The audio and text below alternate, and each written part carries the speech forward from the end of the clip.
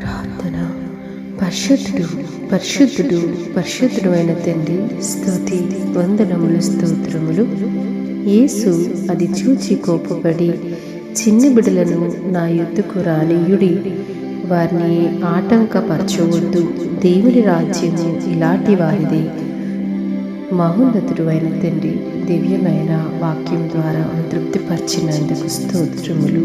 దేవా, చిన్న బిడ్డల మనసు కలిగి తండ్రి, చక్కని ఆలోచనలతోనూ పవిత్రమైన హృదయముతోనూ నిష్కలంక హృదయముతోనూ ఉండగలిగే మనస్సులను మీరు మాకు దయచేయండి ప్రభువా. దేవా, అటు చిన్న బిడ్డల మనసు కలిగి మీ నామాన్ని స్తుతించేటువంటి మంచి భాగ్యము నీ కృప ద్వారా మాకు దయచేయండి. ఎవరైతే చిన్న బిడ్డలను నీ యొద్దకు తీసుకుని వచ్చి నీ శిక్షణలోనూ నీ బోధలోనూ పెంచుతున్నారో తండ్రి, అటువంటి తల్లిదండ్రులకి చక్కని జ్ఞానములు దయచేయండి. వారి బిడ్డలను ప్రభువా తండ్రి నీ పాదాల చెంతకి అప్పగించి తండ్రి క్రీస్తు బోధలో పెంచగలిగే శక్తిని, దైవ జ్ఞానమును తల్లిదండ్రులకి మీరు దయచేయండి.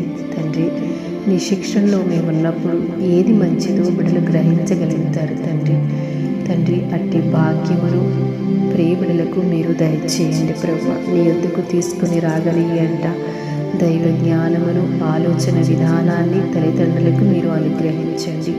దేవా, తగిన జ్ఞానము, మంచి ఆలోచన చిన్నబిడ్డలకు మీరు దయచేయండి.